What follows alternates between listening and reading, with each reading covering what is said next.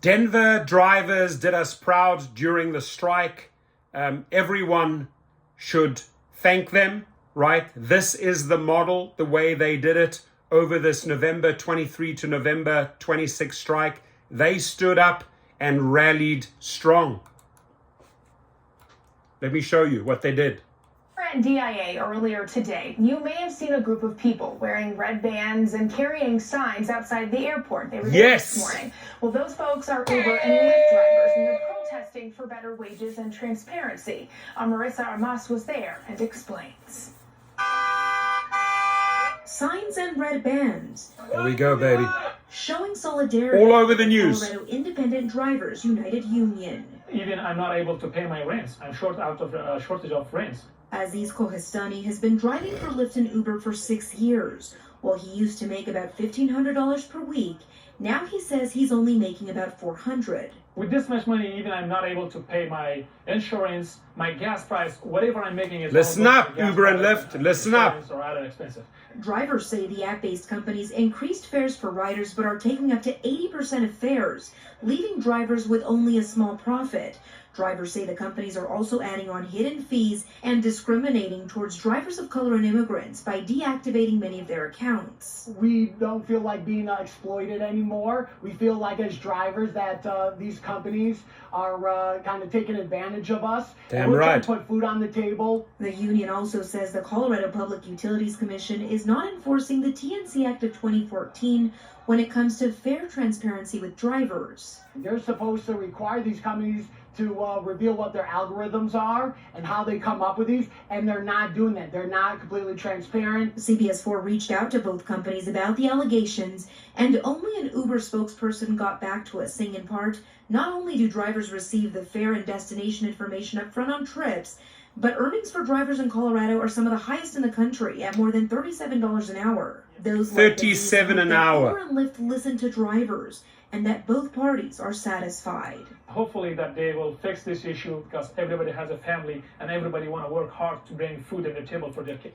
So he went from $1,500 to $400, right? The biggest point, the biggest factor, the biggest issue why we strike November 23, 24, 25, 26 is pay. They came out super strong in Denver.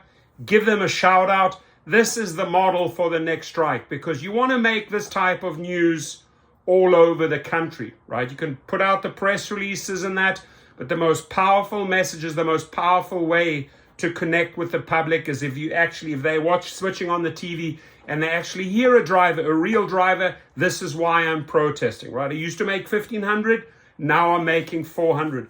Obviously, a spokesman comes out and says, whoa, you know, this famous line, right? $37 to $39. They throw the same shit every single time they respond. Oh, they're making up 37 to 39. No, they're not. If they were Uber and Lyft, they wouldn't be striking. We wouldn't be striking, right? So glad people stood up because of the poor earnings, because of the poor safety. We are going to initiate the next strike in a few months and keep the story alive until they hear us, right? They hate this, my friends. They hate it when we drag the public into this, right? When you have people appear in the public court of opinion, oh my God, they stress out. They hate that. Their PR team cannot stand that drivers, right, stand up and actually voice the truth. The fact is that these algorithms are manipulating us. The transparency has gone, the pay has gone down. This is why people stood up. And Denver, man, I'm proud of the Denver drivers, right? We gave them a couple of shout outs just before. They were there. I got a ton of photos from them. Saturday morning, 9 a.m. right through to 1 p.m. They stood strong. Hundreds and hundreds of drivers switched off. And guess what? The media showed up and covered this. So great accomplishment, a lot of noise made. And for the drivers that declined and followed some of the strategies of the YouTubers, I'm grateful to you too. For the drivers that laughed at these drivers, right? They did it for you, right? They were fighting for your better pay for you and better safety.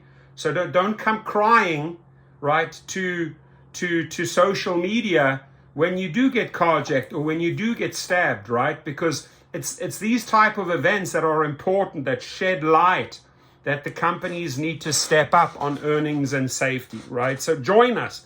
Don't be afraid to join. Don't be afraid to switch off the apps like thousands and thousands and thousands of drivers did, right? It hurts them in the pockets. What hurts them even more is they have to do damage control, right? When their PR has to put a different spin on it because we outed them, because we dragged them into the news. So amazing job. Amazing job. Leave your comments below for the Denver drivers. Amazing job, Denver. Thank you.